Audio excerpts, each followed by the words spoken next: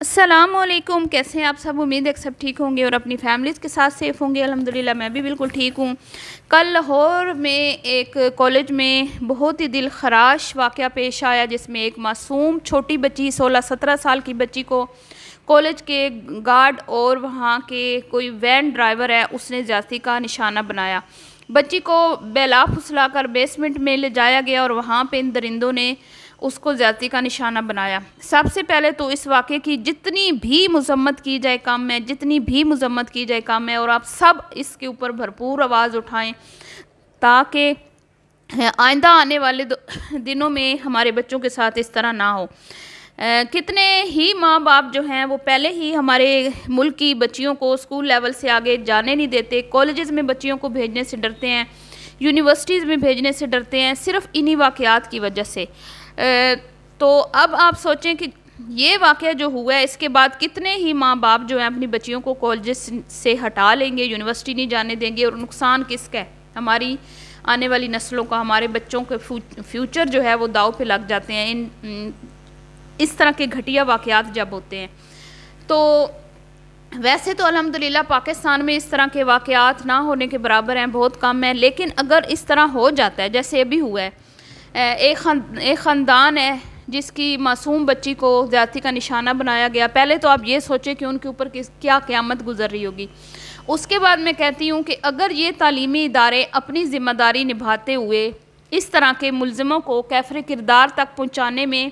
اس family کا ساتھ دیں، نہ کہ حقائق کو چھپائیں، نہ جو بھی جتنے بھی پروفز ہیں ان کو مٹانے کی کوشش کریں، اور اپنے ادارے کی کیا کہتے ہیں ریپوٹیشن کے لیے تمام حقائق جو ہیں وہ اس کو ختم کر رہے ہیں، جس طرح میں نے سنا ہے۔ یہ کرنے کی بجائے اس چیز کا سامنا کریں اور خود آ کے اس بچی کا کیس لڑیں اور اس کا ساتھ دیں، تو اس طرح ادارے کی عزت میں اضافہ ہی ہونا ہے، کمی نہیں آنی، لوگوں کا اعتماد اس ادارے پہ بڑھ جائے گا۔ لیکن پتہ نہیں کیوں میں سوچتی ہوں جب بھی اس طرح کے واقعات کسی بھی ملک میں ہوتے ہیں تو ہمیشہ جو زیادتی کا نشانہ بنتا ہے اسی کو جھوٹا قرار دیا جاتا ہے، اسی کے ساتھ ایک اور ناانصافی کی جاتی ہے کہ اس کا کوئی ساتھ نہیں دیتا، اور یہ ادارے اور ان اداروں میں بیٹھے ہوئے بڑے بڑے مگرمچھ بڑی بڑی کرسیوں پر اپنے اثر و رسوخ کے ذریعے تمام پروفز مٹا کر یہ ثابت کر دیتے ہیں کہ کچھ ایسا ہوا ہی نہیں۔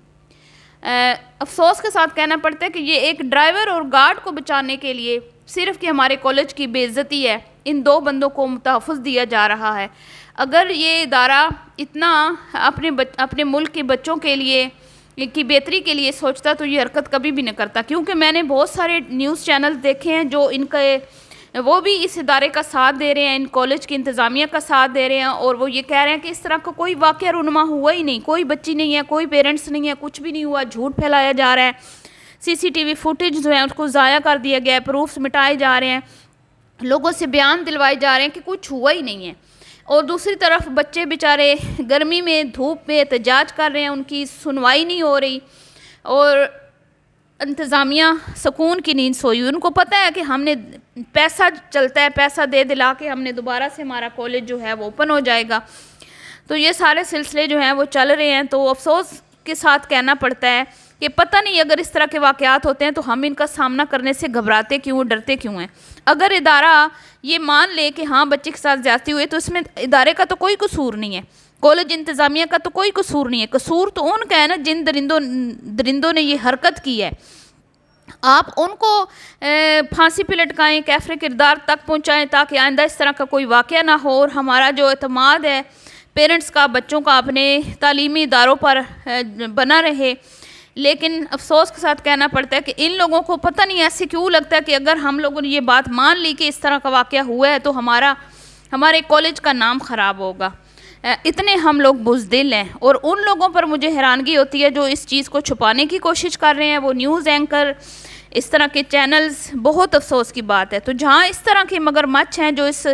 ان تمام حقائق کو چھپانے کی کوشش کر رہے ہیں، وہاں پہ بہت زیادہ دلیر لوگ بھی ہیں، یوٹیوبرز ایسے ہیں جو تمام چیزیں پروفز کے ساتھ ہم سے شیئر کر رہے ہیں اور مکمل طور پر اپنے انصاف کر رہے ہیں اپنے پروفیشن کے ساتھ،